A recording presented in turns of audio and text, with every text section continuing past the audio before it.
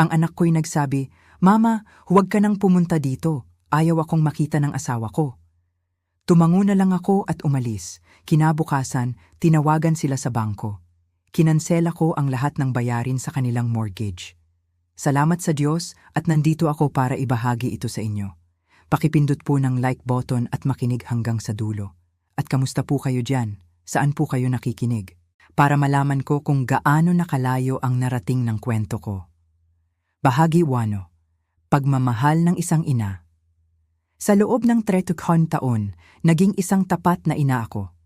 Pinalaki ko ang aking anak na si Emma nang mag-isa matapos pumanaw ang aking asawa noong siya 7 taong gulang pa lamang. Nagtrabaho ako ng 2 trabaho, umaga sa ospital bilang nurse at gabi sa paglilinis ng mga opisina para mabigyan siya ng lahat ng kailangan niya. Hindi na ako muling nag-asawa. Si Emma ang aking mundo, ang aking layunin, ang aking pamana. Nang ikasal siya kay Derek 5 taon na ang nakakaraan, labis akong nagalak. Mukha siyang responsable, nagtatrabaho bilang sales manager sa isang tech company. Gusto nilang bumili ng bahay, magsimula ng pamilya, ngunit hindi sapat ang kanilang credit para sa mortgage na kailangan nila. "Mama," sabi ni Emma isang Sabado ng umaga habang nagkakape, "pwede po bang kayo na lang ang mag-cosign para sa amin?" "Formalidad lang po. Kami na po ang bahala sa lahat ng bayarin." Pinirmahan ko ang mga papel na iyon nang walang pag-aalinlangan. Anong ina ang hindi tutulong sa anak niyang abutin ang pangarap ng Pilipino? Ang buwanang bayarin ay 14,000 piso, halos $280. Sinuri ko ang kanilang bank account at mayroon silang sapat na pondo. Lubos akong nagtiwala sa aking anak. Naging maayos ang unang taon. Lumipat sila sa isang magandang 3 silid-tulugan na bahay sa isang magandang lugar. Bawat linggo, bumibisita ako para sa hapunan. Tinulungan ko si Emma na pinturahan ang nursery ng mapusyaw na dilaw noong siya inabuntis kay Sophie. Magiging lola na ako. Hindi kailanman naging ganito kapuno ang aking puso. Ngunit nagsimulang magbago ang maliliit na bagay. Naging maikli, madalang ang mga text ni Emma. Nang tumawag ako, tila abala siya. "Mama, busy po ako. Tatawag ako ulit." Bihira siyang tumawag pabalik. Ang mga hapunan tuwing linggo ay naging tuwing makalawa, pagkatapos ay minsan sa isang buwan. Si Derek naman ay nagsimulang sumalubong sa pinto na may pilit na ngiti, tumitingin sa relo na parang binibilang ang oras ng aking pagbisita. "Maayos ba ang inyong pinansyal?" Tinanong ko si Emma isang hapon habang nagliligpit ng damit ng sanggol. Nanigas siya. "Ayos lang po kami, Mama. Bakit po ninyo naitanong?" "Nagtatanong lang tungkol sa mortgage, kaya po namin yan." Agad niyang sabi, pagkatapos ay mas malumanay. "Pasensya na po, Mama, dahil sa hormones ng pagbubuntis. Okay lang po lahat. Ngunit nurse ako ng 3 dekada. Alam ko kung kailan nagsisinungaling ang isang tao, ang tensyon sa kanyang mga balikat, ang paraan ng pag-iwas niya sa tingin. Ito ang mga senyales na nakikita ko sa mga pasyenteng nagtatago ng sakit. Nagsimula akong mas maingat na suriin ang aking bank account. Ako ang co-signer kaya may access ako sa mga record ng pagbabayad. Bawat buwan, tulad ng orasan, 14,000 piso ang lumalabas sa kanilang account. Mukhang normal ang lahat, siguro'y nagiging paranoid lang ako.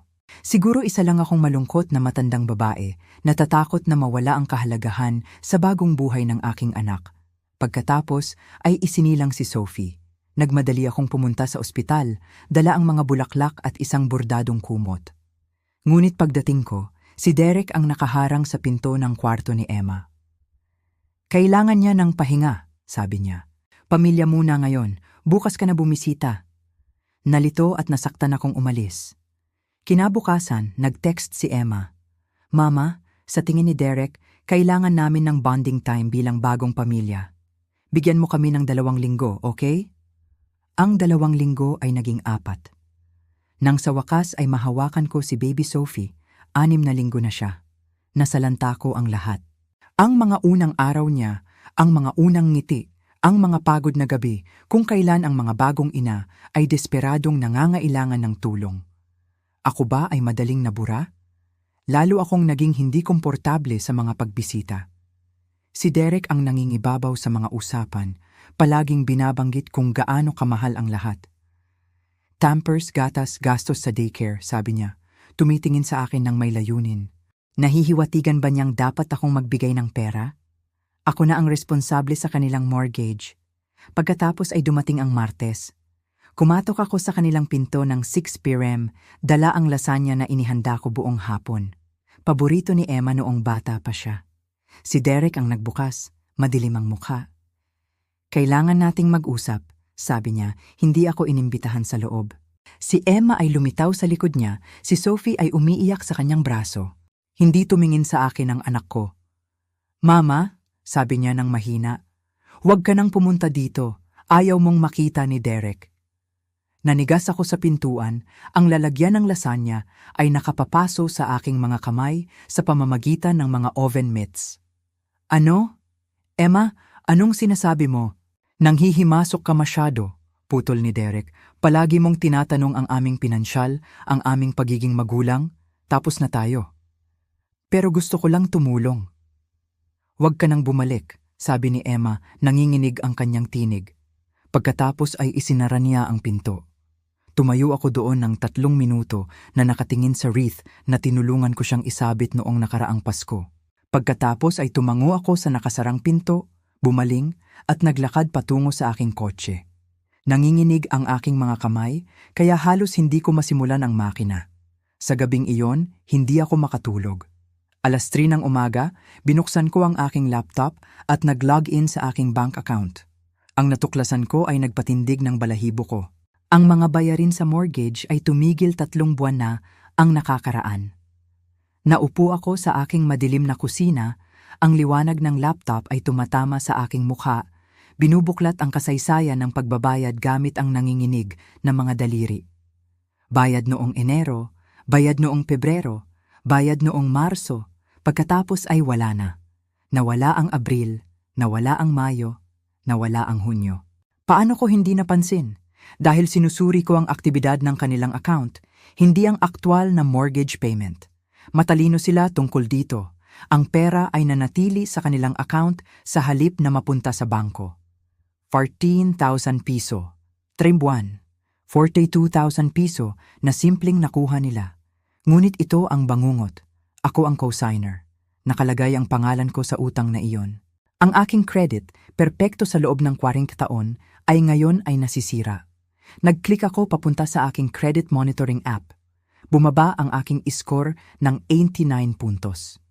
May mga notice ng late payment, mga nagbabantang sulat mula sa mortgage company na ipinadala sa kanilang address, hindi sa akin. Binuksan ko ang aking email, nakabaon sa aking spam folder, natagpuan ko sila. Mga automated warning mula sa bangko. 30 araw na overdue ang pagbabayad. 60 araw na overdue ang pagbabayad. 90 araw na overdue ang pagbabayad. Maaaring magsimula ang mga proseso ng foreclosure. Ginagamit nila ako. Ang anak ko at ang kanyang asawa ay ginamit ako. Inubos ang aking creditworthiness. At pagkatapos ay itinapon ako na parang basura kapag hindi na ako kapakipakinabang. O mas malala pa, bago ko matuklasan ang kanilang ginawa. Huwag ka nang bumalik, sabi ni Emma. Ngayon naiintindihan ko na.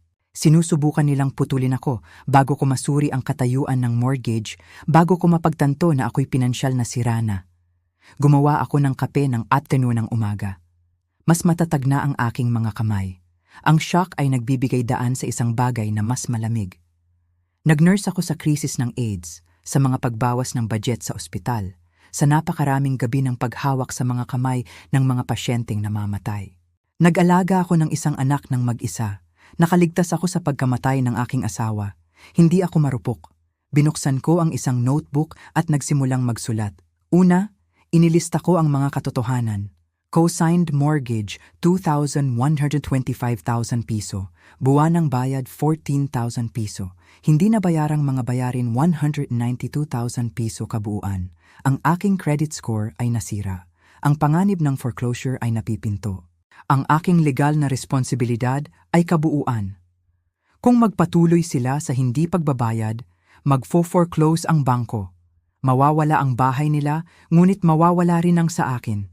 At may utang pa rin ako. Ang aking mga ipon sa pagreretiro, ang aking maliit na sariling bahay, lahat ng aking pinaghirapan ay maaaring makuha para mabayaran ang kanilang utang. Ito ba ang plano nila mula pa sa simula? Naalala ko ang maingat na mga tanong ni Derek 6 taon na ang nakakaraan tungkol sa aking mga retirement account, ang halaga ng aking ari-arian. Ako ba ay isang marka lamang sa simula pa lang? 9:00 ng umaga, tinawagan ko ang mortgage company. Isang kinatawan na nagngangalang Patricia ang sumagot. Ako po ay co-signer sa loan number 4472891. Sabi ko ng mahinahon. Natuklasan ko na ang mga pangunahing borrower ay nakaligtaan ng 3 pagbabayad. Opo ma'am, malubhang huli na ang account. Nagpadala na kami ng maraming paunawa sa kanilang address, hindi sa akin. Kailangan kong malaman ang aking mga opsyon. Nagbago ang tono ni Patricia, naging mas maunawain. Bilang co-signer, pantay kayong responsable sa utang. Maaari ninyong bayaran ang mga pagbabayad mismo upang maiwasan ang foreclosure o maaari ninyong tumigil siya. Ito ay delikado, ngunit maaari ninyong alisin ang inyong sarili bilang nagbabayad kung kayo ay nakaset up para sa mga automatikong pagbabayad. Ano ang mangyayari pagkatapos? Ang mga pangunahing borrower ay agad na makakatanggap ng abiso na ang mga pagbabayad ay tumigil. Magkakaroon sila ng turn to araw para gumawa ng mga arrangement o maharap sa mga proseso ng foreclosure. Naiintindihan ko, sabi ko. Salamat, Patricia. Binabaan ko ang telepono at nanatiling tahimik. Ako ay gumagawa ng mga pagbabayad sa pamamagitan ng automatikong paglilipat mula sa aking account direkta sa mortgage company, isang backup system na inayos ko para lamang kung sakali. Sa nakalipas na 3 buwan, habang sina Emma at Derek ay kumukuha ng kanilang 14,000 piso, binabayaran ko ang kanilang mortgage nang hindi ko namamalayan. Ang automatikong paglilipat ay pumigil sa foreclosure, ngunit ito rin ay nagtago ng kanilang pagnanakaw mula sa akin. 2 beses nila akong ninakawan. 1 beses sa hindi pagbabayad, pangalawa sa pagpayag sa akin na magbayad habang kinukuha nila ang kanilang pera. Umuga ang telepono ko. Isang text mula kay Emma. Pakirespeto po ang aming mga hangganan. Kailangan namin ng espasyo. Espasyo. Gusto nila ng espasyo habang kinukuha ang aking bank account at sinisira ang aking pinansyal na kinabukasan. Tiningnan ko muli ang aking notebook. Malinaw ang mga katotohanan. Ang aking aksyon ay naging kristal tulad ng pagbuo ng yelo sa bintana ng taglamig. Binuksan ko ang aking laptop at nag-log-in sa portal ng pagbabayad ng mortgage. Natagpuan ko ang mga setting ng automatikong pagbabayad. Ang aking daliri ay nasa pindutan ng kanselahin ang automatikong pagbabayad. Kung pipindutin ko ito, matatapos ang kanilang libreng sakay. Sa loob ng ilang araw, tatawagan sila ng bangko. Sa loob ng ilang linggo, bibilis ang mga proseso ng foreclosure. Mawawala sa kanila ang bahay maliban kung bigla silang makakakuha ng 11,200 piso. Ang 3 buwan na kanilang nilaktawan kasama ang kasalukuyang buwan. Ngunit ako ay magiging malaya. Ang aking pera ay hihinto sa pagdaloy sa kanilang mga bulsa. Ang mga kahihinatnan ng kanilang mga aksyon sa wakas ay mapupunta sa kanilang mga balikat, hindi sa akin. Ako ba ay naghihiganti? Hindi. Ako ay kumikilos ng makatwiran.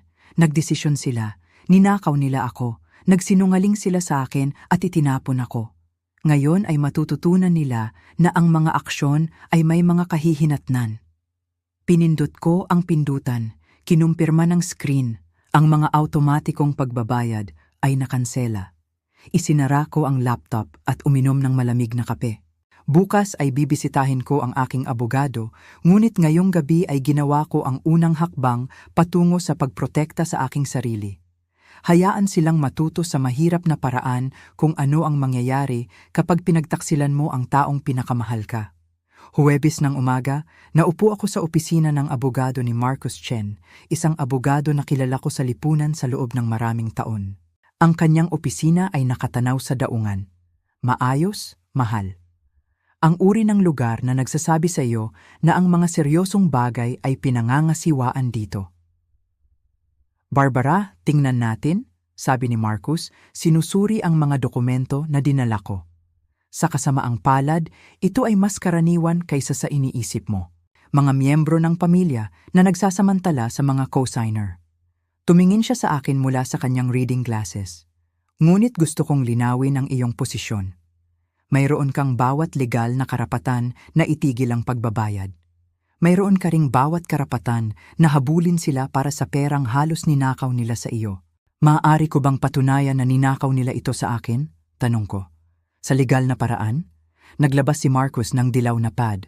Sige, ating suriin. Nag-co-sign ka ng may mabuting hangarin. Malinaw nilang sinabi sa iyo na sila ang gagawa ng lahat ng bayarin. Meron ka bang nakasulat? Kinuha ko ang aking telepono. Nag-scroll sa text ni Emma mula 50 taon na ang nakakaraan. Mama, nangangako kami na ang bahala sa lahat ng bayarin. Tutulungan mo lang kami na ma-approve. Hindi mo na kailangang magbayad ng anuman. Kinunan ni Marcus ng litrato ang screen. Mabuti. Ngayon, gaano katagal sila nagbayad? 27 buwan. Tapos tumigil. At sa loob ng 3 buwang hindi pagbabayad na yon, mayroon ba silang ipinabatid sa iyong anumang kahirapan sa pananalapi? Wala. Malinaw nilang sinabi sa akin na maayos ang lahat ng itanong ko. Nagtala si Marcus. Kaya nagsinungaling sila para pigilan kang matuklasan ang problema. Nagpapakita iyan ng intensyong manlinlang. Natuklasan mo ba na nagdedeposito pa rin sila ng pera sa kanilang mga account sa panahong ito? Ipinakita ko sa kanya ang mga bank statement na nakuha ko. Mga cheque ni Derek, kita ni Emma sa part-time. Lahat ay regular pa rin na dumarating. Ang balanse ng kanilang account ay talagang tumaas ng halos 9,000 piso sa loob ng 3 buwan na iyon. May pera sila, sabi ni Marcus, nang mabagal. Pinili nilang hindi magbayad habang hinahayaan kang, ang co-signer, ang magdusa sa panganib at pinsala sa kredito. Umurong siya. Barbara, mayroon kang basehan para sa isang civil suit para sa pandaraya at pang-aabuso sa pananalapi. Ngunit payagan mo akong magtanong, ano talaga ang gusto mo rito? Ano ang gusto ko? Iniisip ko ito sa loob ng 3 gabing walang tulog. Gusto kong maranasan nila ang mga kahihinatnan ng kanilang mga pinili, sabi ko. Gusto kong maalis ang pangalan ko sa utang na iyon at gusto kong maintindihan nila na hindi nila maaaring gamitin ang mga taong nagmamahal sa kanila. Tumango si Marcus. Kung gayon, ito ang aking payo. Ipagpatuloy ang pagpigil sa pagbabayad. Makikipag-ugnayan ang bangko sa kanila sa loob ng ilang araw. Hayaan silang magpanik. Hayaan silang subukang alamin kung paano makakakuha ng 4 na buwan na bayarin sa mortgage. 56,000 piso nang wala ang iyong tulong. Kapag lumapit sila sa iyo na nagmamakaawa at sila ay lalapit, magkakaroon ka ng leverage. Leverage para saan? Upang makipag-ayos sa pag-alis mo sa loan. Upang mabawi ang iyong pinsala sa kredito at ang mga buwan na hindi mo namamalayang nagbayad upang matiyak na hindi ka na nila kailanman mapagsasamantalahan sa pinansyal. Tumigil siya. O maaari mong itulak ang foreclosure at idemanda sila para sa buong halaga. Ngunit iyon ay nuclear. Ito ay sisira sa kanila. Ayokong sirain sila, sabi ko ng mahina. Gusto kong maging responsableng matatanda sila. Ang ekspresyon ni Marcus ay maunawain. Minsan, ang mga iyon ay nangangahulugan ng parehong bagay. Lumabas ako sa kanyang opisina na may folder ng mga dokumento at isang malinaw na estratehiya, ngunit habang nagmamaneho ako pa uwi, tumunog ang aking telepono. Emma, pinabayaan ko itong mapunta sa voicemail. 2 minuto pagkatapos, tumunog ulit ito. Pagkatapos ay isang text. Mama, kailangan nating mag-usap. Tawagan mo ako. Kaya nagsimula na ito. Siguradong nagpadala na ang bangko ng abiso sa kanila. Mas mabilis ito kaysa sa inaasahan ko. Isa pang text. Mama, may problema sa mortgage company. Pwede mo ba akong tawagan ngayon din? Pumasok ako sa parking lot ng grocery store at naupo na nakatingin sa aking telepono.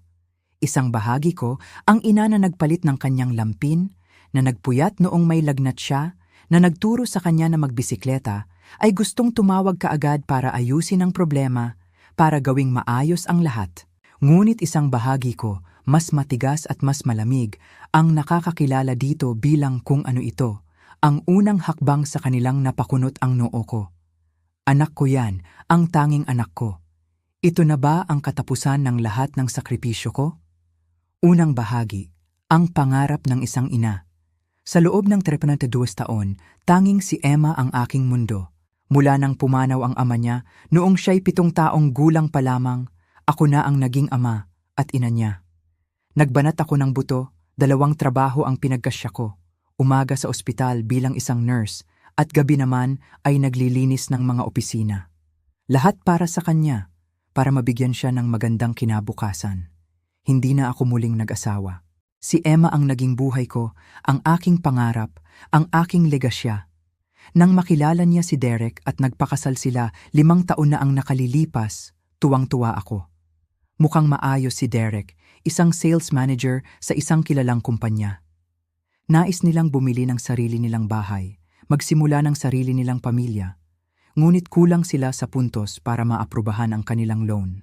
Isang Sabado ng umaga, habang nagkakape kami, lumapit sa akin si Emma. "Mama," malumanay niyang sabi, "pwede po bang kayo na lang ang maging co-signer namin?" "Formalidad lang po, Mama. Kami na po ang magbabayad ng lahat." Walang pag-aalinlangan, pinirmahan ko ang mga dokumento. Sino bang ina ang hindi tutulong sa anak para matupad ang kanilang pangarap? Ang buwanang bayarin ay humigit kumulang 14,000 piso, halos $280.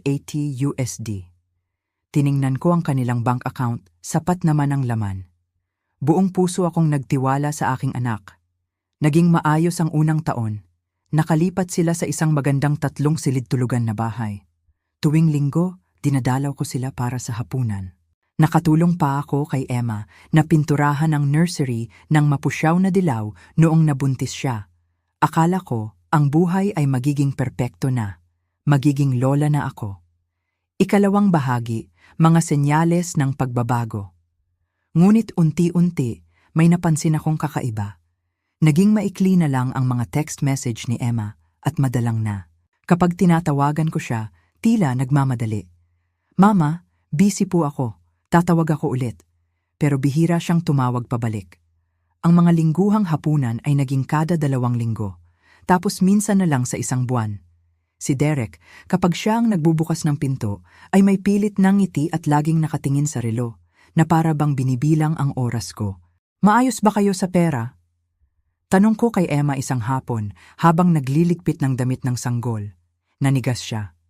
"Ayos lang po kami, Mama. Bakit po ninyo naitanong?" "Nagtatanong lang tungkol sa bayarin sa bahay. Kaya naman po namin." Medyo nagkasungitan kami, pero agad siyang bumawi. "Pasensya na po, Mama, dahil sa hormones." Okay lang po talaga. Pero bilang isang nurse, alam ko ang mga senyales. Alam ko kung kailan nagsisinungaling ang isang tao. Ang tensyon sa balikat, ang pag-iwas sa tingin. Nag-alala ako. Sinimulan kong masusing tingnan ang aking bank account. Dahil ako ang co-signer, may access ako sa mga record ng pagbabayad. Bawat buwan, halos eksaktong oras, lumalabas ang 14,000 piso. Mukhang ayos naman lahat. Baka nga nagiging OA na lang ako. Baka nagiging overprotective lang ang isang matandang ina. Pagkatapos, isinilang si Sophie. Agad akong pumunta sa ospital, dala ang mga bulaklak at isang bordadong kumot. Pero pagdating ko, si Derek ang humarang sa pinto ng kwarto ni Emma. "Kailangan niya ng pahinga, Ma'am. Pamilya lang muna ngayon." Pero ako, ang nanay niya, halos pabulong kong sabi, gulat. "Pamilya muna po," ulit niya may diin. "Bukas na lang po ulit." Umalis ako na hindi maintindihan at nasasaktan. Kinabukasan, nag-text si Emma. "Mama, sa tingin ni Derek, kailangan namin ng bonding time bilang bagong pamilya. Bigyan mo kami ng 2 linggo, okay?" 2 linggo. Naging 4. Nang sa wakas ay mahawakan ko si baby Sophie, 6 na linggo na siya. Nasalanta ko ang mga unang araw niya, ang mga unang ngiti, ang mga pagod na gabi kung kailan ang isang bagong ina ay nangangailangan ng tulong. Bakit ako madaling kinalimutan? Ikatlong bahagi, ang katotohanan.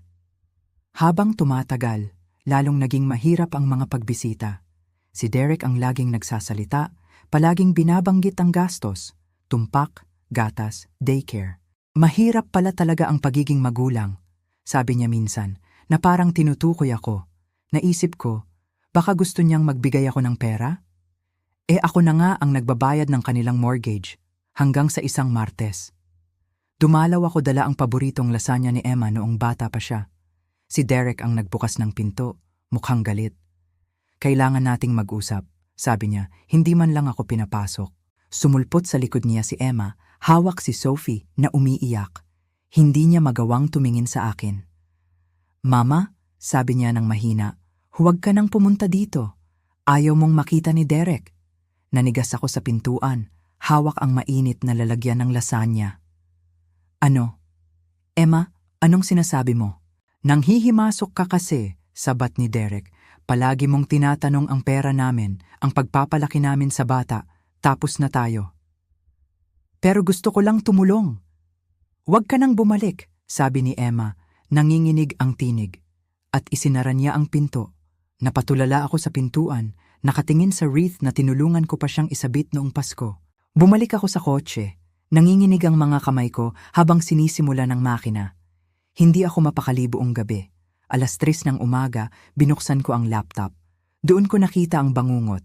3 buwan na palang hindi nababayaran ng mortgage. Nakaupo ako sa madilim na kusina, liwanag ng laptop lang ang tanglaw ko, nanginginig ang mga daliri habang binubuklat ang mga transaksyon. Enero, Pebrero, Marso, bayad. Tapos wala na. Abril, Mayo, Hunyo, hindi na bayaran. Paano ko hindi napansin? Dahil tinitingnan ko lang ang aktibidad ng account nila, hindi mismo ang pagbabayad ng mortgage. Ang pera, nandyan pa rin sa account nila. 14,000 piso ex 3 buwan, younger 42,000 piso. Nakuha nila lahat. Pero ang masakit, ako ang co-signer. Ang pangalan ko, ang nakatala. Ang aking credit score, na perpekto sa loob ng 40 taon, ay bumagsak ng 89 puntos.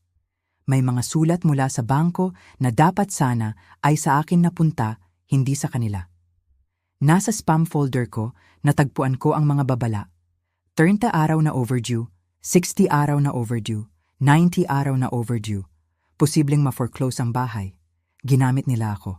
Ang aking sariling anak at manugang ay inubos ang aking kakayahang pinansyal at pagkatapos ay itinapon ako na parang basura. O mas malala pa, bago ko pa matuklasan ang kanilang ginawa. Huwag ka nang bumalik, sabi ni Emma. Ngayon, naiintindihan ko na. Ayaw nilang malaman ko ang katotohanan. Nagtimpla ako ng kape ng 4 a.m., mas kalmado na ako. Ang shock ay napalitan ng lamig. Nakaligtas ako sa krisis ng AIDS, sa mga pagbabawas sa ospital, sa mga pasyenteng namamatay. Nag-alaga ako ng anak ng mag-isa. Nakaligtas ako sa pagkamatay ng aking asawa. Hindi ako mahina. Kinuha ko ang notebook at nagsimulang magsulat. Mga katotohanan. Co-signed loan, 2,125,000 piso. Buwanang bayad, 413,000 piso. Hindi na bayaran, 192,000 piso. Nasira ang credit score ko. Panganib ng foreclosure.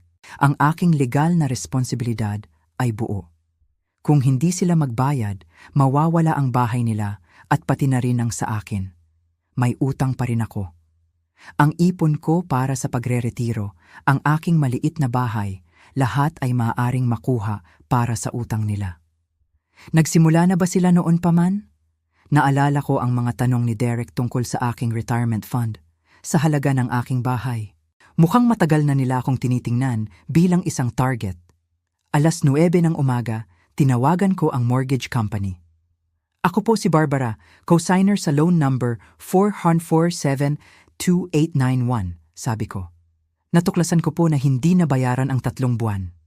Opo ma'am, malubha na pong huli ang inyong account. Nagpadala na po kami ng mga abiso sa kanilang address. Ano po ang inyong mga option? Sabi ni Patricia. Bilang co-signer, kayo po ang responsable. Maaari ninyong bayaran ang natitira para maiwasan ang foreclosure o maaari ninyong ihinto ang automatic payment. Ano ang mangyayari kapag pinahinto ko ang automatic payment? Magbibigay ang bangko ng abiso sa kanila. Mayroon silang 30 araw para kumilos. Kung hindi, magfo-foreclose na po kami. Naiintindihan ko. Salamat, Patricia. Pagkababa ko ng telepono, napaupo ako. Naalala ko, mayroon akong automatic transfer na nakaset up mula sa aking account papunta sa mortgage company. Sa nakalipas na 3 buwan, habang sila'y nagtatago ng 14,000 piso, ako pala ang nagbabayad. Hindi ko namalayan. Napigilan ang foreclosure, pero ang pagnanakaw nila, hindi. 2 beses nila akong ninakawan. Biglang nag-vibrate ang telepono ko.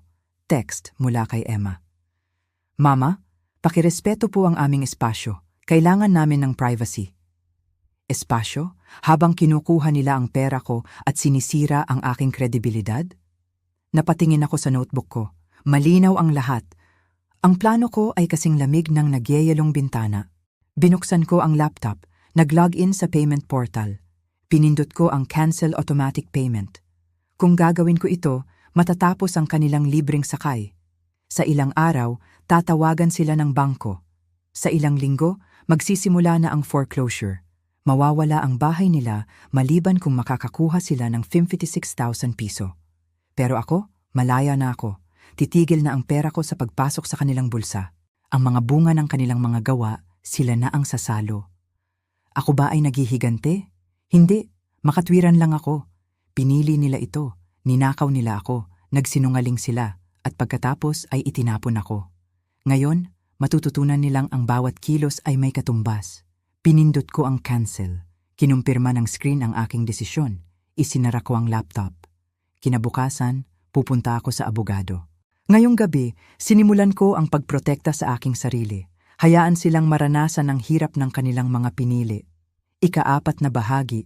Pagharap sa katarungan 9 ng umaga, nasa opisina na ako ni Attorney Marcus Chen. Kilala ko siya sa mga social gatherings. Maganda ang kanyang opisina, overlooking the harbor. Barbara, mukhang hindi ito bago sa akin, sabi niya pagkatapos niyang basahin ang mga dokumento. Madalas mangyari yan, mga kamag-anak na inaalipin ang mga co-signer. Pero gusto kong malaman ang aking legal na karapatan, sabi ko. May karapatan ka, sabi niya. Maaari mong habulin ang perang halos ninakaw nila sa iyo. Pero paano ko mapapatunayan? Mayroon ka bang ebidensya?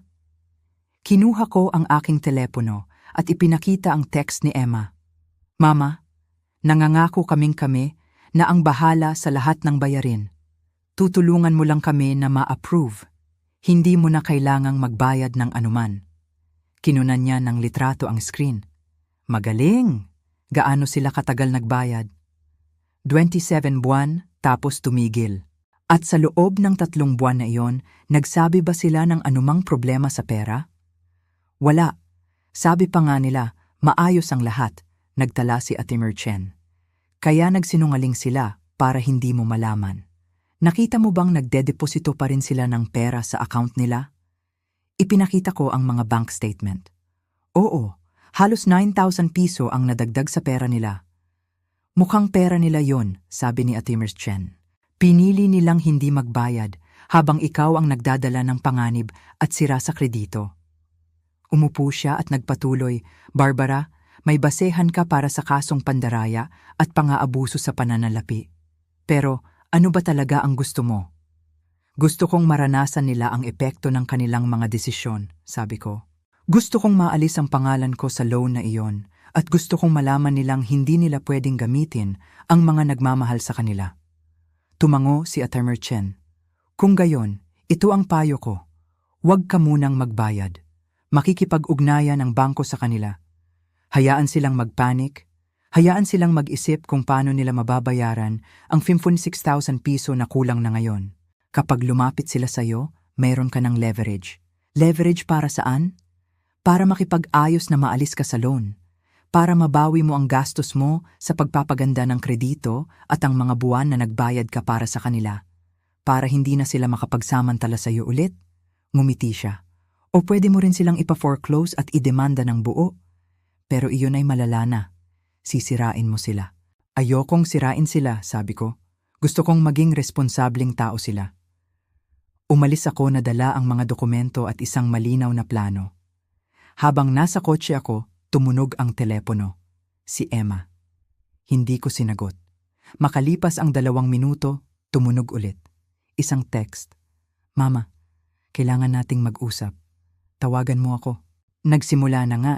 Siguradong nagpadala na ng abiso ang bangko. Mas mabilis pa sa inaasahan ko. Isa pang text. Mama, May problema po sa mortgage company. Pwede niyo po ba akong tawagan ngayon din? Pumara ako sa isang grocery store, nakatitig sa telepono. Isang bahagi ko, ang ina na nag-alaga sa kanya, ang gustong tumulong. Pero ang mas matigas na bahagi ko ay nakakakita ng manipulasyon. Ayaw nilang mag-usap, gusto lang nilang kontrolin ang sitwasyon. Kinunan ko ng litrato ang mga text at pinadala kay Atarian Chen. Nagsisimula na, reply niya. Huwag sumagot. Hayaan mong makaramdam sila ng kaba. Kailangan nilang maintindihan ang bigat ng kanilang ginawa. Pinatay ko ang telepono at pumasok sa grocery. Bumili ako ng mga sangkap para sa hapunan. Pot roast, ang paborito ni Emma noong bata pa siya. Kakain akong mag-isa ngayong gabi, pero masarap. Hayaan sina Emma at Derek na magpagal sa pagtawag sa bangko. Pag-iisip kung paano nila itatago ang kanilang pandaraya. Tapos na akong maging safety net nila. Ang pagbagsak ay masasaktan. Ikalimang bahagi, pagtatanggol sa sarili Biyernes ng gabi. May kumatok ng malakas sa pinto ko. Habang nagbabasa ako, narinig ko ang malakas na tunog. Sa peephole, nakita ko si Derek. Namumula ang mukha, parang galit na galit. Nasa likod niya si Emma, hawak si Sophie, namamaga ang mga mata sa kakaiyak. Pinuksan ko ang pinto, pero nakatsok pa rin. Oo, anong ginawa mo? Sigaw ni Derek. Nakakagulat ang mura niya. Tinawagan kami ng bangko, sabi nila tumigil daw ang bayad. Sabi nila, ikaw ang nagkansela ng automatic payment. Bumaba ang boses mo, sabi ko ng mahinahon. Natatakot mo ang anak mo. Sagutin mo ang tanong. Muli siyang sumunggab sa pinto. Nananatili ang kadena. Lumapit si Emma. Mama, please, anong nangyayari? Bakit ka tumigil sa pagbabayad? Pwede naming mawala ang bahay. Nais ko na sanang tumawa sa kanilang kasinungalingan. Kayo ang pwedeng mawalan ng bahay, sabi ko. Kayo ang tumigil sa pagbabayad 3 buwan na ang nakakaraan. Akala niyo ba hindi ko malalaman? Namutla si Emma. Ano? Hindi. Kami ay nagdedeposito kayo ng 14,000 piso kada buwan sa savings account nyo imbes na sa mortgage. Sabi ko, steady ang boses. Nakita ko ang bank statements nyo. Ninakaw niyo ako habang ako ang nagbabayad sa inyo. Babalik lang kami sana sa dati, sabi ni Emma. Kailangan lang namin ng ilang buwan para makapag-ipon. Makapag-ipon para saan? Ang pera niyo lumaki ng halos 9,000 piso. Hindi kayo naghihirap, kayo ay nagnanakaw. Nagbago ang galit ni Derek sa pagiging kalkulado. Co-signer ka.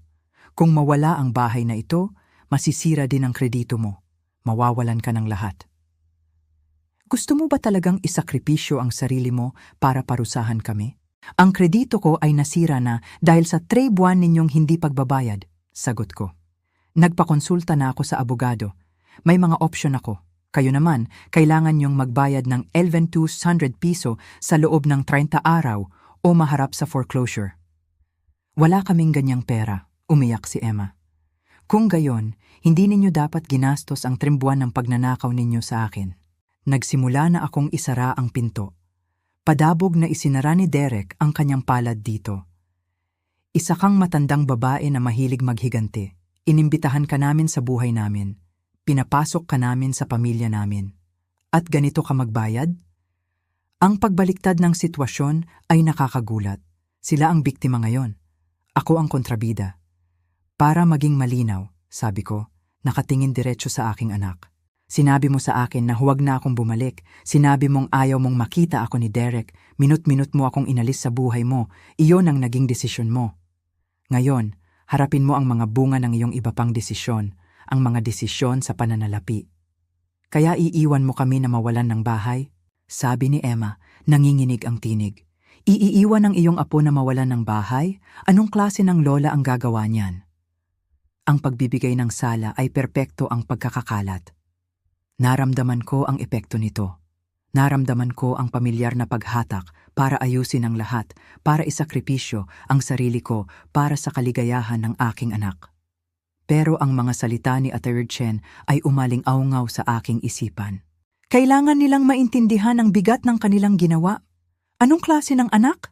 Sabi ko ng mahina. Ninakawan ng sariling ina? Tumahimik sila. Rinig ang pag-iyak ni Sophie. Si Emma ay naghihele kay Sophie. Pero nakatitig sa akin ang kanyang mga mata. Galit, desperado, hindi makapaniwala. Isasama namin kayo sa kaso, sabi ni Derek sa wakas. Para sa elder abuse, para sa pagtanggi na tumulong, gayong ikaw ay nasa loan. Tinatawanan ng abogado ko ang kasong iyan, sagot ko. Magkakaroon tayo ng pagkakataon na ipakita ang ebidensya ng inyong pandaraya sa hukom. Talaga bang gusto ninyo iyon? Ang mukha ni Derek ay nagpakita ng iba't ibang emosyon. Galit, kalkulasyon, takot. Hinawakan niya ang braso ni Emma. Halika na, hindi tayo hihingi ng pabor sa matandang bitter na ito. Umalis sila. Pinanood ko sa bintana habang halos itulak ni Derek si Emma sa kotse nila. Sumisigaw siya sa kanya. Nakikita ko ang kanyang mga galaw, nakikita ko si Emma na umiiyak. Pagkatapos ay umalis sila, umugong ang mga gulong. Isinara ko ang pinto at nilock. Pagkatapos ay naglakad ako papuntang banyo at nasuka. Ang komprontasyon ay kumuha ng lahat sa akin. Ang aking mga kamay ay nanginginig ng husto kaya kinailangan kong kumapit sa lababo para manatiling matatag. Nanindigan ako. Pinrotektahan ko ang aking sarili. Ngunit Diyos ko, masakit ito. Sa gabing iyon, tinawagan ko ang aking kapatid na si Helen sa Arizona. Sinabi ko sa kanya ang lahat.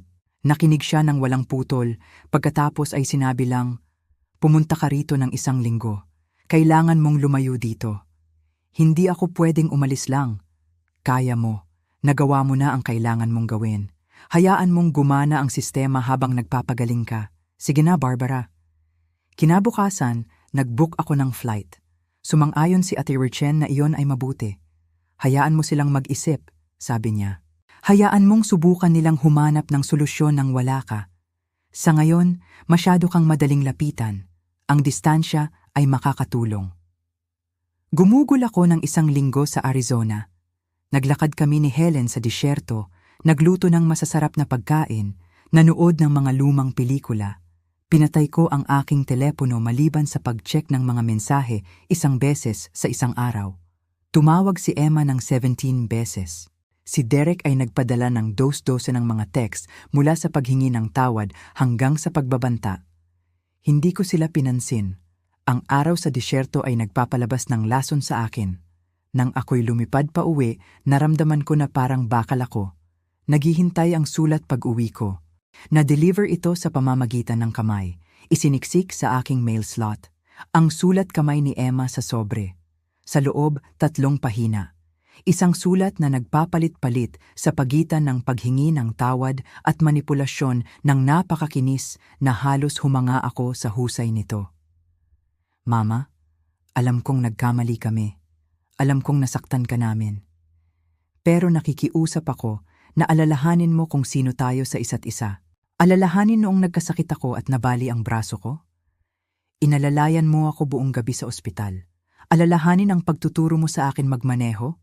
Alalahanin ang araw ng kasal ko noong sinabi mong lagi kang nandyan para sa akin? Si Derek ay gumawa ng masasamang desisyon. Hinikayat niya akong pansamantalang laktawan ang mga bayarin. Mali akong sumang-ayon dito. Pero mama, pamilya mo pa rin kami. Si Sophie ang iyong apo. Hindi ka makikilala ng anak ko kung magpapatuloy ka sa landas na ito. Pakiusap, magkita tayo at mag-usap. Humanap tayo ng solusyon ng magkasama. Hindi ako humihingi na magbayad ka. Humihingi ako ng pagkakataon na ayusin natin ito. Ayusin tayo. Huwag mong itapon ang buong relasyon natin dahil sa pera. Mas mabuti ka pa dyan. Tinuruan mo akong mas mahalaga ang pag-ibig kaysa sa anumang bagay. Pakiusap, tawagan mo ako. Mahal kita, Emma. Binasa ko ito 3 beses. Sa bawat pagbasa, mas malinaw kong nakilala ang mga taktika ng manipulasyon, ang mga emosyonal na apela sa pinagsasaluhang kasaysayan, ang banayad na paglilipat ng sisi kay Derek, ang implicit na banta tungkol sa pagkawala ng access kay Sophie, ang suhestiyon na ang aking mga hangganan ay tungkol sa pera kaysa sa pagtataksil, at ang huling paglalaro sa aking sariling mga halaga, pag-ibig sa lahat. Ito ay kahanga-hanga at halos nagtagumpay ito. Naramdaman ko ang dating paghatak para makipagkasundo, para pakinisin ang mga bagay-bagay, para isakripisyo ang aking mga pangangailangan, para sa kaginhawahan ng aking anak. Ngunit naglaan ako ng 1 linggo sa Arizona na nakikipag-usap kay Helen na nagpaalala sa akin ng isang mahalagang bagay. Maaari mong mahalin ang isang tao at hindi pa rin sila hayaang sirain ka. Kumuha ako ng litrato ng sulat at ipinadala ito kay Attyre Chen. Ang kanyang tugon ay agad-agad. Klasikong manipulasyon. Huwag sumagot ng emosyonal. Kung sasagot ka man, panatilihin itong purong batay sa katotohanan. Pero hindi ako sasagot. Hindi pa. Gusto nila ng engagement dahil ang engagement ay nangangahulugang negosasyon. At ang negosasyon ay nangangahulugang sa huli ay bibigay ako. Gumugol sila ng mga taon sa pag-aaral kung paano pindutin ang aking mga butones. Sa halip, nagpunta ako sa aking lingguhang coffee group sa simbahan. Miyembro ako roon ng 15 taon, bagaman napalampas ko ang mga pagpupulong sa panahon ng krisis. Nang pumasok ako, ilang kababaihan agad ang pumalibot sa akin. Barbara, na-miss ka namin. Palagi kong pinananatiling pribado ang aking buhay. Ngunit may isang bagay sa akin ang nabasag. Baka pagod lang, baka pangangailangan na itigil ang pagbubuhat nito ng mag-isa. Sa kape at cookies, ikinuwento ko sa kanila ang lahat. Ang kanilang reaksyon ay ikinagulat ko. Ginawa rin niya ng anak ko, sabi ni Patricia ng mahina. Ginamit ang pangalan ko sa mga credit card, sinira ang kredito ko. Kinailangan kong putulin siya ng lubusan. Ang pamilya ay maaaring ang pinakamalupit, dagdag ni Joanne. Ninakaw ng anak ko ang alahas ng aking ina matapos ipangako na itatabi ito ng ligtas. Minsan hindi sapat ang pag-ibig. Lumapit si Margaret, isang retiradong hukom. Ginagawa mo ang tamang-tama. Kailangan nilang harapin ang tunay na mga kahihinatnan o hindi sila magbabago. Hindi ka malupit, isa kang magulang. Ang pagpapatibay ay napakalaki. Natakot ako sa paghuhusga, ngunit sa halip ay nakahanap ako ng pagkakaisa. Nauunawaan ng mga babaeng ito na ang pagprotekta sa sarili mula sa pagsasamantala ay hindi pagiging makasarili. Ito ay pag-survive.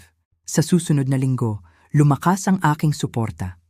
Si Atty. Chen ay nag-ugnay sa akin sa isang financial advisor na tumulong sa akin na suriin ang aking seguridad sa pagre-retiro.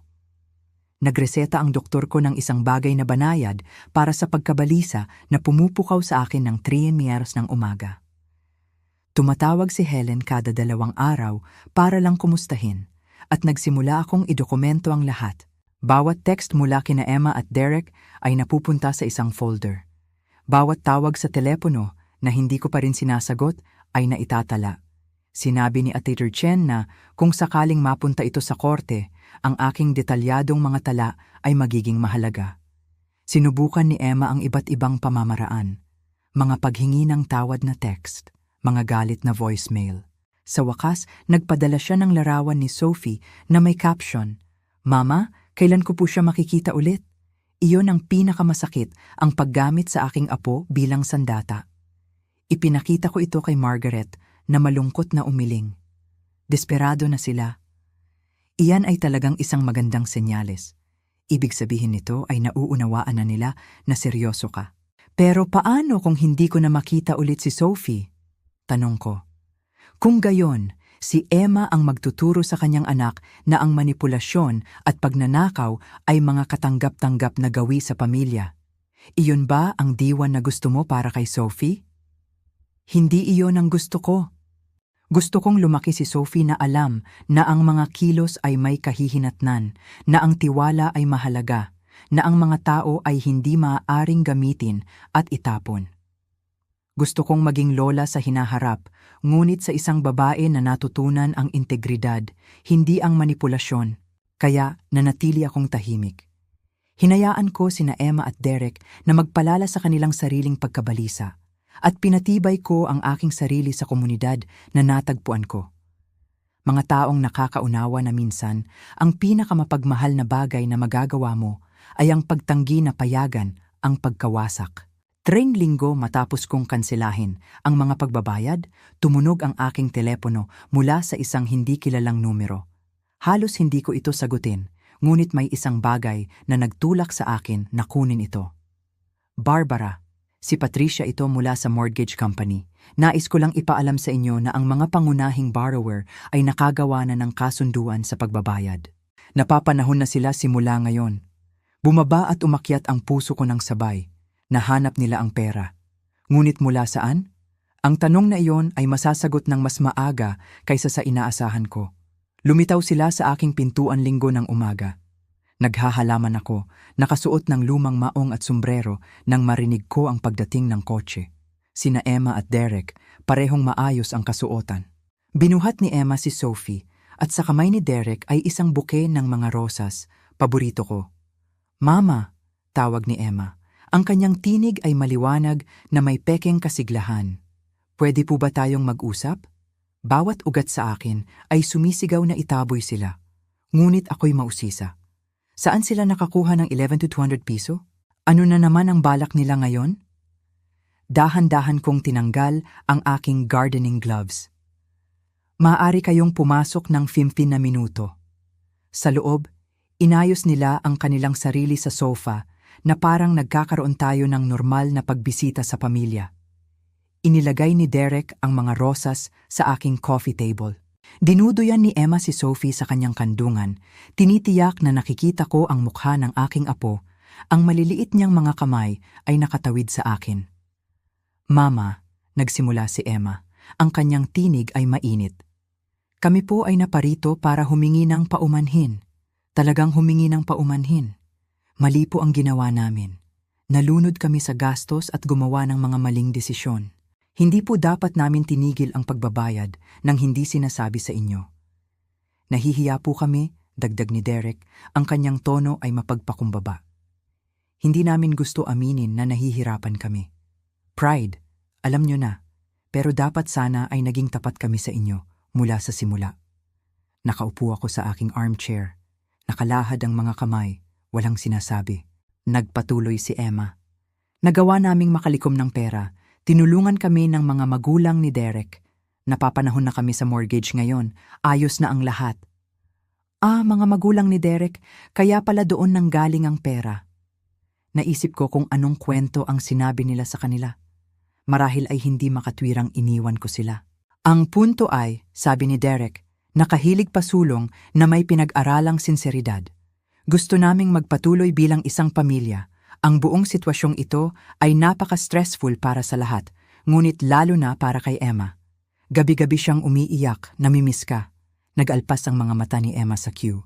"Oh, Mama, miss na miss kita." Nagtatanong si Sophie tungkol sa iyo. Tinuturo niya ang litrato mo. "Nagkamali kami, pero pamilya kami. Pamilya ay nagpapatawad." Narito na. Ang pangunahing manipulasyon. Ang pamilya ay dapat magpatawad palagi, anuman ang nagawa. "Ano ang eksaktong iyong iminumungkahi?" Tanong ko ng mahinahon. "Nakalimutan na natin ito," sabi ni Emma. "Simulan natin ulit ang relasyon. Bumalik ka sa mga hapunan tuwing linggo. Magpatuloy tayo sa tiwala at pagmamahal." "At ang mortgage?" tanong ko. Iwinagayway ni Derek ang kanyang kamay nang walang pakialam. "Kami na ang bahala.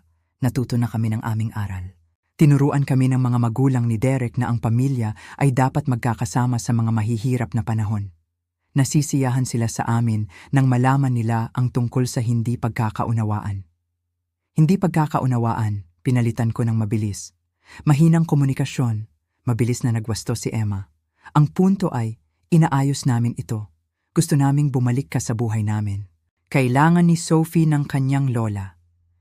Tiningnan ko ang aking apo. Siya ay maganda, alerto, nakatawid sa isang throw pillow na may malalaking kamay.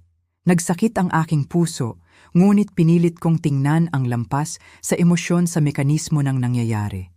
Hindi nila sinabi, "Magbabayad kami sa iyo para sa pinsala sa kredito." Hindi nila sinabi, "Alisin mo kami bilang co-signer." Hindi nila sinabi, "Magsiset up kami ng mga automatikong pagbabayad na hindi namin maaaring laktawan." Sabi nila, "Magtiwala ka ulit sa amin." "Hindi," sabi ko ng simple. Kumislap si Emma. "Ano? Hindi ko ito ipapalaglag sa likod. Hindi ko ipagpapanggap na hindi ito pagkakaunawaan. Nagsinungaling ka sa akin, ninakaw mo ako, sinira mo ang aking kredito at itinapon mo ako palabas ng iyong buhay noong lumapit ako sa katotohanan." "Hindi ka namin itinapon," iginiit ni Derek. "Nanghingi lang kami ng espasyo dahil nakikialam ka." Sinabi mo kay Barbara na hindi na siya welcome. Pagputol ni Ate Chen, nagbabasa mula sa kanyang mga tala. Quote, "Huwag ka nang bumalik. Ayaw mong makita ka ni Derek." Iyan ang eksaktong text ng anak mo. Si Robert Torres ay nagsalita sa unang pagkakataon. "Anak, sinabi mo ba sa amin na si Barbara ay nakakaranas ng demensya?" Si Derek ay namutla. "Kami, sinusubukan lang naming pasimplehin." "Oo, o hindi? Naisip namin na baka mayroon siya." Nagmakaawa si Emma. Siya ay kumikilos ng napaka-irrational. Irrational? Tumayo ako. Tumaas ang aking tinig. Natuklasan ko na ninyo akong ninakawan at pinrotektahan ko ang aking sarili. Hindi iyan irrational. Iyan ay survival. Inabandona mo ang sarili mong anak. Sumigaw si Emma. Sa wakas ay binababa ang maskara ng biktima. "Anong klaseng ina ang gumagawa niyan? Kailangan ka namin at tinalikuran mo kami." "Kailangan ninyo ang pera ko." Malamig kong itinama. "Hindi mo ako kailangan. Kailan mo huling tinanong ang tungkol sa aking buhay, ang aking kalusugan? Kailan naging tungkol sa aking presensya kumpara sa aking kawalan ang pagsilang ni Sophie? Ginamit mo ako hanggang sa maubos ako, pagkatapos ay itinapon mo ako." Ang katotohanan ay nakasabit sa hangin. Hindi mapagkakailang. Tumayo si Christine. "Emma, Derek, narito ang mga katotohanan. Nagsagawa kayo ng pandaraya laban kay Barbara. Mayroon siyang legal na batayan para idemanda kayo.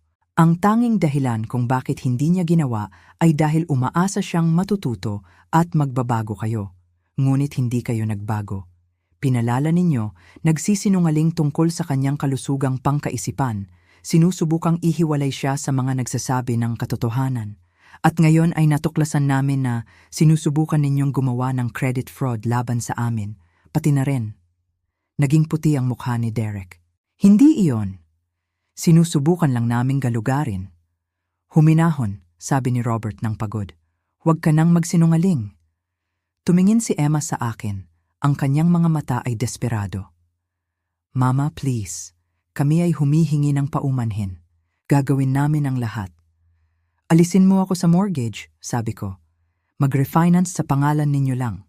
Bayaran mo ako ng 8,400 piso na ninakaw mo kasama ang 3,000 piso na magiging gastos sa pag-ayos ng aking kredito." Sumailalim sa financial audit ni Christine. "At hanggang sa makumpleto ang lahat ng iyon, wala tayong relasyon." "Hindi iyan patas," sumigaw si Derek. "Patas?" Manipis na ngumiti si Ate Chen.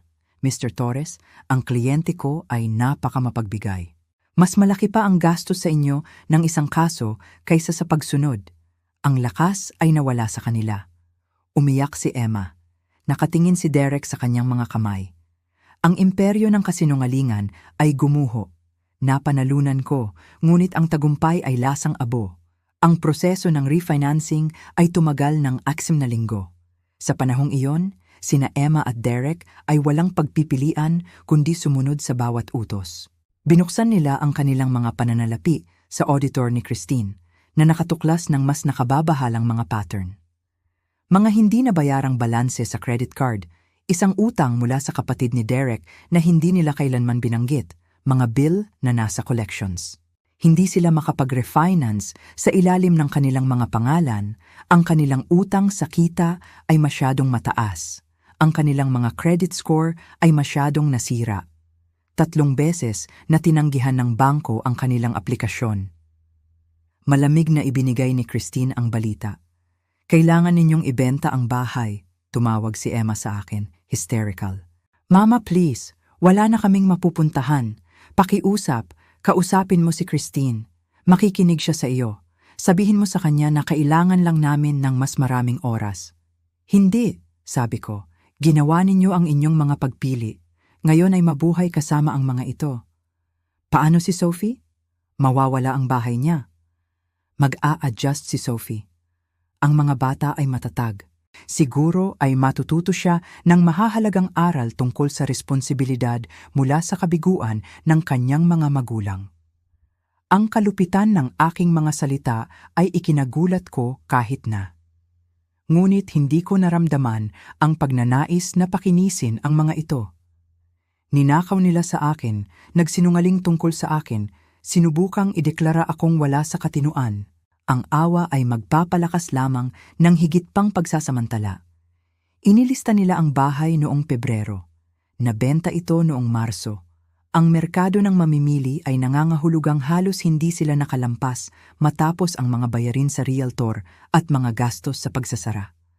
Lumipat sila sa isang maliit na apartment sa kabilang bayan. Ang mga magulang ni Derek ay tumangging tumulong sa deposito. Tumawag si Emma sa akin na nagmamakaawa ng pera. Sinabi kong hindi, ngunit sinigurado kong maayos na nasundan ang mga kahihinatnan sa pananalapi.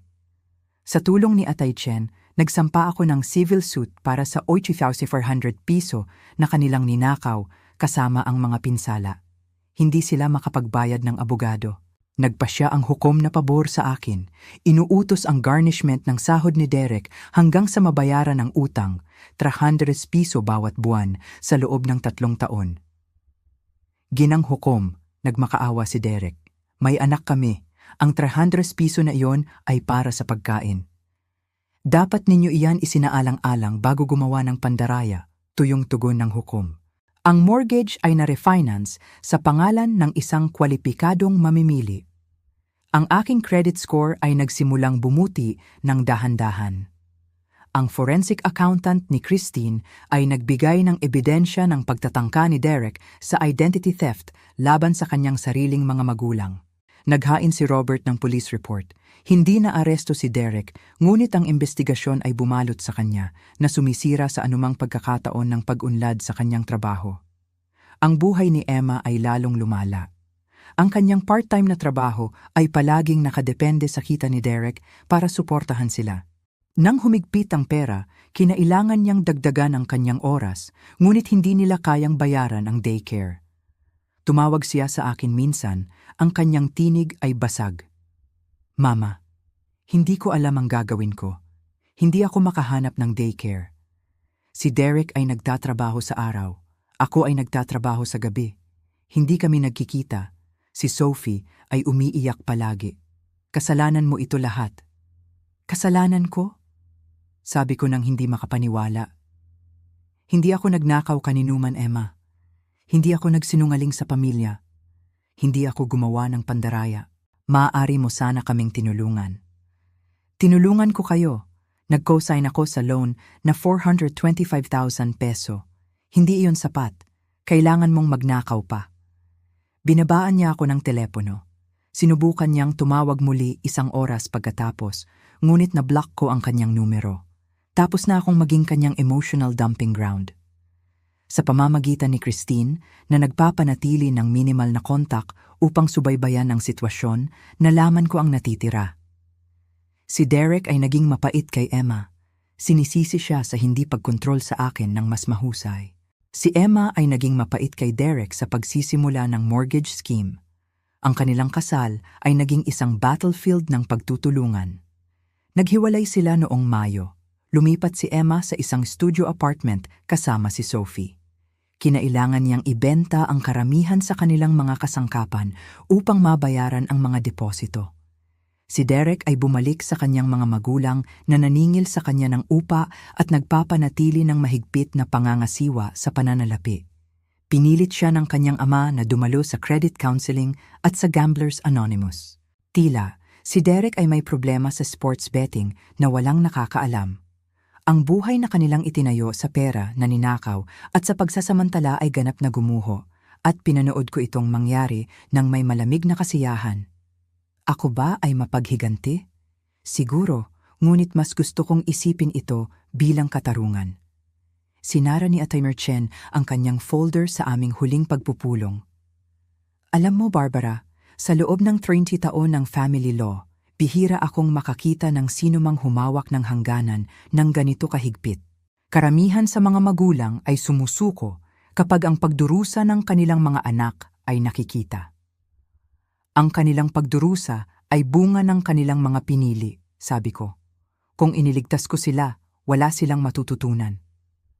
Makakahanap lang sila ng ibang biktima. Tumango siya ng may pagsang-ayon. Tama ka. At sa anumang halaga nito, malamang na nailigtas mo ang susunod na biktima ni Derek, kung sino man iyon, mula sa katulad na pagsasamantala. Hindi ko ito naisip sa ganoong paraan, ngunit tama siya. Sina Emma at Derek ay mga mandaragit. Mga kaakit-akit na mandaragit na pampamilya, ngunit mandaragit pa rin. Sa pamamagitan ng pagtanggi na maging biktima, sa pamamagitan ng paggigiit sa pananagutan, nabasag ko ang kanilang pattern. Ang huling pagbabayad mula sa garnishment ng sahod ay darating sa loob ng 3 taon, ngunit ang aking tagumpay ay nakumpleto na. Pinrotektahan ko ang aking sarili, inilantad ang katotohanan, at sinigurado na ang mga kilos ay may mga kahihinatnan. Maaaring tawagin ako ng ilang tao na malupit, hindi mapagpatawad, isang babae na pumili ng pera kaysa pamilya. Ngunit alam ko ang katotohanan, pinili ko ang dignidad kaysa pagsasamantala, respeto kaysa manipulasyon, pagpreserba sa sarili kaysa martiryo. At gagawin ko ang pagpiling iyon muli sa isang iglap. 2 taon matapos ang kaso, ang aking buhay ay mukhang ganap na iba at hindi masukat na mas mabuti. Ibinenta ko ang aking lumang bahay, ang isa na puno ng mga alaala ng pagkabata ni Emma, at nag-downsize sa isang kaakit-akit na kondo sa isang komunidad ng mga senior malapit sa baybayin. Ang aking mortgage ay maliit. Ang aking mga ipon, hindi na naubos ng mga plano ni na Emma at Derek, ay nakabawi.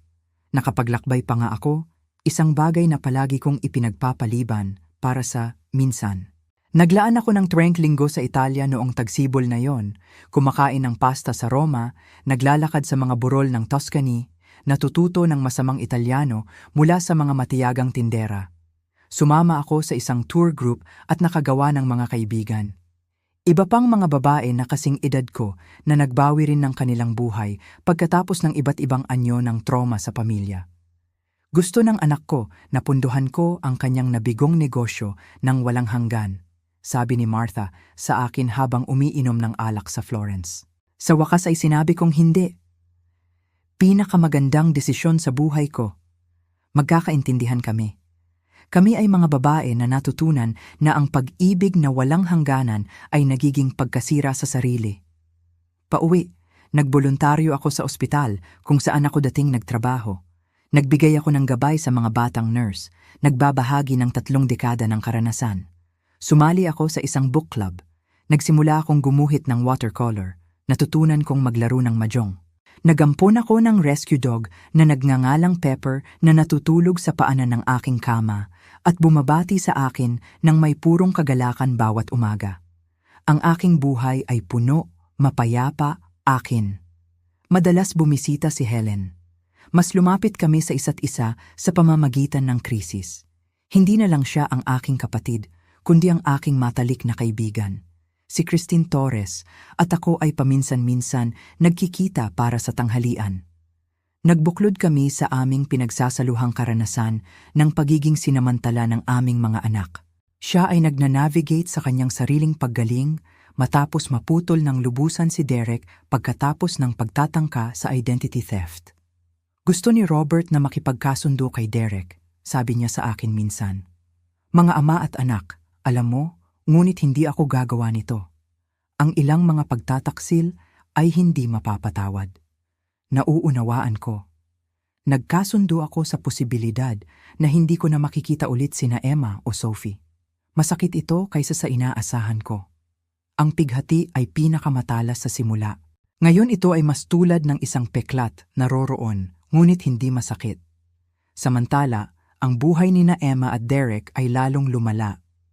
Sa pamamagitan ng paminsan-minsang update ni Christine na nagpapanatili ng minimal na kontak sa akin sa pamamagitan ni Derek, nalaman ko na si Derek ay natanggal sa kanyang trabaho sa pagbebenta. Ang kanyang problema sa pagsusugal ay lumala. Nahuli siya sa paggamit ng pera ng kumpanya para tumaya. Naiwasan niya ang pag-uusig sa pamamagitan lamang ng pagpayag sa pagbabayad at agarang pagtatanggal. Siya ngayon ay nagtatrabaho sa mga shifts sa warehouse, halos kumikita ng minimum wage. Sinubukan ni Emma na mag-rebuild. Nakakuha siya ng full-time na trabaho sa isang call center, Ngunit ang stress ng pagiging single mother at ang kawalan ng katiyakan sa pananalapi ay nagdulot ng epekto. Si Sophie, na ngayon ay 3 taong gulang, ay nagkakaroon ng mga problema sa pag-uugali sa daycare, malamang dahil sa kaguluhan sa bahay. Si Emma ay tumaba, mukhang pagod sa mga larawan na kanyang nag-aatubiling ibinahagi. Siya ay tumanda ng 1 dekada sa loob ng 2 taon. Sinubukan nilang magkasundo ng panandalian, lumipat ulit para magtipid. Tumagal ito ng 4 na buwan bago muling gumuho. Si Derek ay may ibang kasintahan, isang babae na nakilala niya sa Gamblers Anonymous. Nakakainis, natuklasan ni Emma ang text at pinalayas siya. Ang diborsyo ay natapos noong nakaraang buwan. Sinubukan ni Emma na abutin ako ng 2 beses. 1 beses sa aking kaarawan, isang text na nagsabi lang, "Pasensya na po, pwede po ba tayong mag-usap?" Hindi ako sumagot. Ang pangalawang beses ay noong nakaraang Pasko. Dumating ang isang card na may larawan ni Sophie. Sa likod, sulat kamay ni Emma. Nagtatanong siya tungkol sa iyo minsan. Sinasabi ko sa kanya, "Mahal mo siya pero malayo ka. Siguro balang araw ay maayos natin ito." Napanatili ko ang larawan. Si Sophie ay kamukha ni Emma noong edad niya. Parehong maliwanag na mata, parehong mausisang ekspresyon. Nagsakit ang aking puso, ngunit hindi ako sumagot dahil balang araw ay maaayos natin ito. Inilalagay pa rin ang pasanin sa akin. Ipinapahiwatig pa rin na ako ang kailangang yumuko, magpatawad ng walang tunay na pagbabayad pinsala, ipagpatuloy ang aking papel bilang suportang emosyonal at pinansyal. Hindi pa rin nauunawaan ni Emma na nabasag niya ang isang bagay na hindi na maibabalik. Ang tiwala na lubhang nasira ay hindi basta-basta gumagaling sa paglipas ng panahon at sa simpleng pag-asa. Ang aking therapist, oo, nagsimula ako ng therapy para iproseso ang lahat, ay tumulong sa akin na makita ito ng malinaw. Gusto niya ng kapatawaran ng walang pagbabago, sabi ni Dr. Morrison. Ngunit ano ang tungkol sa iyong mga kondisyon? Ano ang tungkol sa iyong kapayapaan? Malinaw ang aking mga kondisyon. Karapat-dapat ako sa isang buhay na walang pagsasamantala. Karapat-dapat ako sa mga relasyon na itinayo sa katapatan at pagtutulungan. Karapat-dapat ako na makita bilang isang buong tao, hindi lamang isang mapagkukunan na dapat ubusin. At mayroon ako ng buhay na iyon ngayon. Gumigising ako bawat umaga ng walang pangamba. Gumagawa ako ng mga plano ng hindi nag-aalala kung sino ang gagambala sa kanila. Gumagastos ako para sa aking sarili ng walang kasalanan. Umiiral ako para sa aking sarili, hindi bilang isang ina, hindi bilang isang financial safety net, kundi bilang Barbara, isang babaeng may halaga, malaya at buo. Naiisip ko ba si Emma minsan? Siyempre. Nagtataka ba ako tungkol sa pag-unlad ni Sophie, ang kanyang mga unang salita, ang kanyang pagkatao palagi? Nagsisisi ba ako sa relasyon ng pagkalola na nawala ko? Oo. Ngunit hindi ko pinagsisihan ang aking mga desisyon, hindi sa isang iglap. Dahil ang alternatibo, ang patuloy na pagpayag sa pagnanakaw, kasinungalingan at pagsasamantala ay sisira sa akin. At napakahirap akong nagtrabaho, nakaligtas sa napakarami para hayaan ang sino man na sirain ako, kahit na ang aking sariling anak. Ang buhay ko ay hindi tulad ng aking inaasahan. Ngunit ito ay tapat, ito ay mapayapa, ito ay akin, at sapat na iyon. Kaya ano ang natutunan ko sa lahat ng ito? Na ang pag-ibig na walang hangganan ay hindi pag-ibig. Ito ay pagkasira sa sarili. Na ang pamilya ay hindi nagbibigay ng pahintulot sa sinuman na samantalahin ka. Na ang pagprotekta sa sarili ay hindi pagiging makasarili. Ito ay kinakailangan. Natutunan ko na minsan ang pinakamapagmahal na bagay na magagawa mo ay ang hayaan ang mga tao na harapin ang mga kahihinatnan ng kanilang mga pinili. Na ang sakripisyo na walang pagtutulungan ay pagiging martir lamang. Na hindi mo maaaring sunugin ang iyong sarili para painitin ang iba. Pinakamahalaga, natutunan ko na itinuturo mo sa mga tao kung paano kanila dapat tratuhin. Sa loob ng maraming taon, itinuro ko kay Emma na sasagutin ko ang anumang sakit, magpapatawad sa anumang pagtataksil, isasakripisyo ang lahat. Natutunan niya ang aral na iyon ng mahusay. Ngayon, Nagturo ako sa kanya ng iba. Na ako ay may halaga, na ako ay mahalaga, na may mga linya na kapag nalampasan ay nagbabago ng lahat. Ako ba ay mapait? Hindi, ako ay malaya. Gagawa ba ako ng iba? Wala ni isa man. Ano ang gagawin ninyo sa aking posisyon? Magpapatawad ba kayo sa kanila? Magpapatuloy ba kayo sa pagpapahintulot o gagawa ba kayo ng linya? Pag-isipan ng mga tao sa inyong buhay na kumukuha at kumukuha at kumukuha. Pag-isipan ng mga hangganan na hindi ninyo na itatag dahil natatakot kayo sa salungatan, natatakot sa pagkawala, natatakot na tawaging makasarili. Pagkatapos ay tanungin ang inyong sarili, ano ang halaga ng inyong kapayapaan? Kung ang kwentong ito ay nagbigay daan sa inyo, mag-iwan ng komento. Ibahagi ang inyong karanasan. Sabihin sa akin kung gagawa kayo ng ibang mga desisyon. Gusto ko talagang malaman. At kung nakakaranas kayo ng katulad nito, isang tao na sinasamantala ang inyong pagmamahal, ang inyong kabutihang loob, ang inyong pakiramdam ng obligasyon, mangyaring malaman ito. Mas karapat-dapat kayo. Karapat-dapat kayo sa katapatan, pagtutulungan, at paggalang. Huwag matakot na hingin ito. Salamat sa pakikinig sa aking kwento. Umaasa ako na makakatulong ito sa isang tao doon na mahanap ang tapang na protektahan ang kanilang sarili dahil karapat-dapat kayong protektahan. Palagi.